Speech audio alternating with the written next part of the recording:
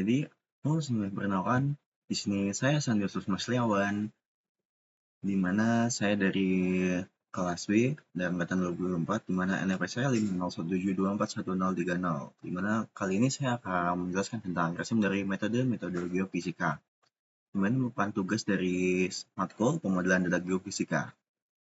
Nah, kita lanjut.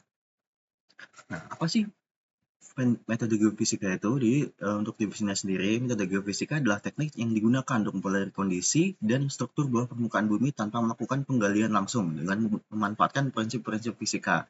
Di mana kita ini menggunakan alat-alat seperti halnya ada gravity method, magnetic method, dan banyak lagi yang lainnya. Lalu untuk tujuannya yaitu adalah mengidentifikasi sifat fisik batuan dan fluida bawah tanah. Dan ada juga menentukan struktur geologi, lapisan batuan, dan SDA di bawah tanah. Lalu untuk prinsip umum dari metode geofisika ini, di mana metode geofisika bekerja dengan mengukur respon fisik seperti gelombang, arus, dan parameter fisika lainnya. Lalu kategori utamanya terdapat ada metode aktif yang memerlukan sumber energi eksternal seperti yang dihasilkan oleh kita sendiri. Lalu ada metode pasif yang mengandalkan sinyal atau fenomena dari alam. Nah, lanjut kita akan untuk apa saja sih metode yang digunakan untuk yang akan saya jelaskan kali ini, di mana ada klasifikasi metode geofisika berdasarkan fenomena fisika. Yang pertama ada gelombang elastik, terdapat seismik aktif, mikrometer pasif, arus listrik buatan, terdapat geolistrik aktif, CSAMT aktif, lalu ada medan elektromagnetik, yang dimana terdapat yang aktif dan juga yaitu ada VLF atau Very Low Frequency. Dimana yang keempat ada medan potensial, dimana terdapat dua macam, yaitu ada gravitasi pasif dan magnetik itu pasif. Nah, saya akan menjelaskan tentang gelombang elastik atau seismik aktif. Di mana gelombang elastik ini merupakan metode seismik yang merupakan teknik geofisika aktif yang bekerja dengan menghasilkan gelombang elastik dari sumber buatan seperti palu dan lain-lainnya. Gelombang ini merambat melalui bawah permukaan dan dipantulkan atau dibiaskan oleh batas antar lapisan batuan yang memiliki perbedaan sifat fisik. Sensor yang disebut geofon akan merekam waktu tempuh gelombang dari sumber ke penerima, di mana data tersebut akan diolah oleh kita. Dan biasanya metode ini banyak digunakan dalam eksplorasi migas, pemetaan struktur geologi, dan studi stratigrafi karena mampu memberikan resolusi yang tinggi. Oke, lanjut terdapat gelombang elastik atau mikrometer, yaitu merupakan metode geofisika yang pasif, di mana mikrometer ini memanfaatkan getaran mikro alami dari lingkungan seperti aktivitas manusia, angin, dan gelombang laut. Getaran ini direkam menggunakan sensor 3 komponen atau seismometer tanpa perlu sumber energi buatan. Data utama yang dicari adalah frekuensi dominan atau F0 yang terkait dengan kekakuan tanah dan ketebalan lapisan sedimen. Di mana kita akan menganalisis rasio spektrum antara komponen horizontal dan vertikal, di mana kita bisa memperkirakan kedalaman lapisan lunak serta karakteristik sismik lokal, di mana ini biasanya digunakan untuk pemetaan dan zona rawan bencana.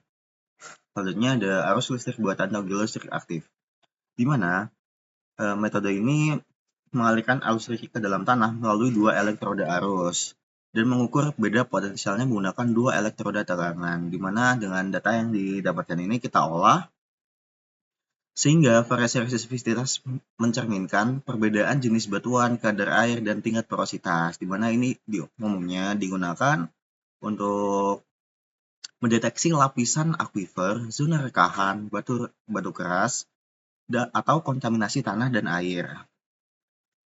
Lanjut kita ke arus listrik buatan atau CSAMT aktif, di mana CSAMT ini atau Control Source Audio Frequency Magnetotelluric adalah metode elektromagnetik aktif yang menggunakan sumber gelombang EM buatan dalam frekuensi audio dari sekitar 0,1 Hz hingga beberapa kHz, di mana gelombang ini ditransmisikan ke tanah melalui pemancar, kemudian respon dari tanah diukur pada jarak yang cukup jauh menggunakan sensor penerima. Nah, di mana data yang diperoleh ini berupa medan listrik dan medan magnet, di mana metode ini sangat bermanfaat dalam eksplorasi panas bumi, mineralisasi logam, dan pemodelan zona alterasi batuan. Nah, lalu selanjutnya ada medan elektromagnetik atau EM aktif, di mana elektromagnetik aktif ini bekerja dengan menginduksi medan elektromagnetik ke dalam tanah menggunakan loop penghantar atau antena pemancar. Di mana respon dari bawah permukaan akan menimbulkan medan sekunder yang kemudian direkam oleh sensor penerima. Berdasarkan amplitudo dan fasa dari medan ini, kita bisa menentukan konduktivitas bawah tanah. Metode ini digunakan untuk memetakan variasi konduktivitas lateral dan vertikal yang berkaitan erat dengan keberadaan air tanah dan zona mineralisasi, serta struktur geologi seperti patahan atau rekahan. Nah, selanjutnya ada medan elektromagnetik VLF, atau Very Low Frequency, di mana metode geofisika ini merupakan semi pasif yang memanfaatkan sinyal radio frekuensi rendah sekitar 15-30 Hz yang dipancarkan secara terus-menerus oleh stasiun pemancar militer atau komunikasi jarak jauh. Sensor di permukaan akan merekam komponen vertikal dan horizontal dari medan elektromagnetik tersebut. Ketika sinyal ini melewati objek konduktif seperti sesar atau rekahan tersi air, maka akan terjadi gangguan medan atau anomali yang terekam sebagai anomali. Metode VLF ini sangat cepat, praktis, dan cocok untuk studi awal atau pemetaan struktur bawah permukaan yang dangkal. Nah, selanjutnya ada medan potensial, di mana yang pertama ada jenis yaitu gravitasi pasif, di mana dengan metode gravitasi pasif ini kita mengukur variasi kecil pada percepatan gravitasi bumi yang disebabkan oleh perbedaan densitas batuan bawah permukaan. Di mana pengukuran dilakukan menggunakan alat bernama gravimeter yang sangat sensitif terhadap perubahan gravitasi mikro dalam satuan miligal. Data ini kemudian diolah untuk menghasilkan peta anomali gravitasi. Anomali ini bisa mengindikasikan cekungan sedimen, intrusi batuan beku, sesar, atau struktur geologi lainnya. Kemudian metode ini pasif, tidak memerlukan sumber energi eksternal. Biasanya digunakan untuk studi skala regional dan dalam eksplorasi minyak dan gas bumi.